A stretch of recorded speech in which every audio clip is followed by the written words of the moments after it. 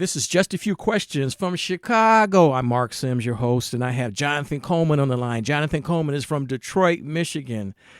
Hey Jonathan, Mark, how what's you up? doing? Hey man, what is Detroit's like Chicago. There's a lot of folks dropping dead of this COVID virus. I don't want to sound cold and not compassionate, but it's a real Mhm. drama. So what's the drama like, other than the folks dying left and right, like it is in Chicago, in Detroit, It's Michigan? it's a reality. It's sadly become the new reality that we're facing.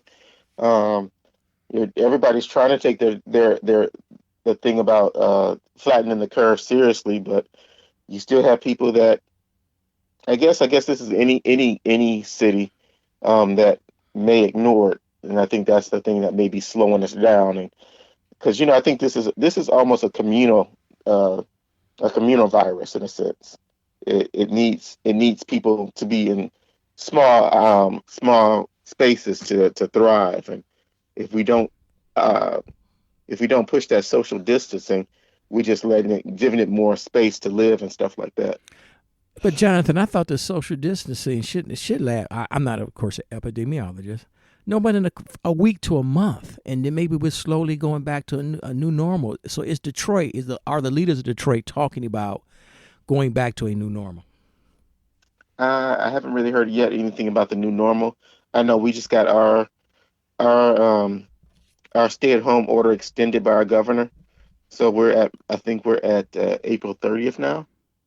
Wow, So wow. yeah. April. That's what we hear. We're here in Illinois is April 30th.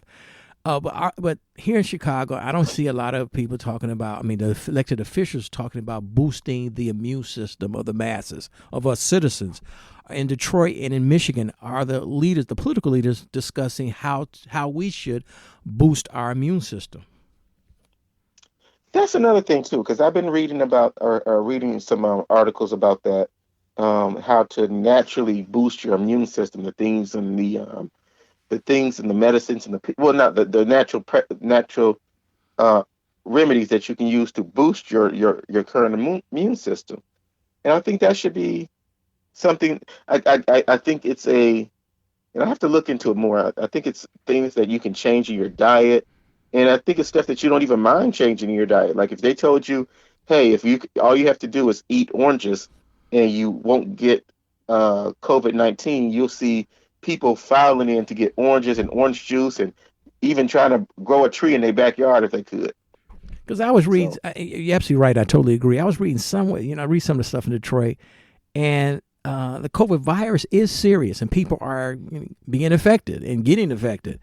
But I don't really hear them saying how many people who have been infected had underlying conditions. How many people have passed away because of the COVID virus or indirectly from the COVID virus had underlying health conditions.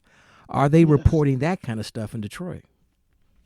I have not seen them do that. I have not seen them do any kind of they give you any additional statistics about who passed away and what was, you would hear like, oh, this person passed away of COVID-19, but they were 99 years old with congestive heart failure, or um, I don't see them delving in, and I think because of like medical laws that they can't really divulge the person's entire history. But you're right. They sh- I think that the more information that we could have, may help us out. Because yeah, but then I think that too, that may give people a superiority complex. Well, hey, I'm in great health. I am not old. I don't have any underlying conditions. I have a clean bill of health. But yeah, you could be a carrier just because you're not affected. So maybe maybe it's like that line in Men in Black. The when Tommy Lee Jones is talking to Will Smith, he says, "Hey, a person is an intelligent individual. People are um, are a crazed group that can't process information or something." That's paraphrasing, but I say maybe that's the thing. Maybe you're not getting as much information, because if you had more information, you'll be like, "Hey, I can do this. I can do this because I don't fall in that category." But because this is a communal virus, I think that it's better to um what's the expression is, to err on the side of caution, right? Yeah, do you see here in Chicago? We have some younger people, not all of them, but a lot of younger people. They are out playing basketball, playing soccer, walking around, having a good time, and they're trying to chase a lot of folks. You can be in the park, but they're not social distancing. They on top of each other in the park. And I think some of the younger people don't understand that you may be in great shape in the park playing basketball, soccer, or whatever. Then you come Hmm. home and give the virus to grandma and grandpa. Is Yes. that a problem in Detroit? I think that's a problem everywhere. I think that's a problem everywhere because there are individuals I saw. I was kind of outraged. I saw a YouTube video of a guy who was asymptomatic and just walking around Walmart. And the bad thing is, he had got tested for it and was making the video saying, "Yeah, I'm asymptomatic. I got COVID-19. I don't see it's a problem." So now, if there's one individual out there with that particular mindset, how many other individuals that are either not making videos or just have that mindset of, "Yeah, I'm asymptomatic. I got it. I don't care. Or if I don't have it, hey, I'm just going to sneeze and keep on going." So if we were to govern ourselves accordingly, I think we would be able to beat this in a matter of days.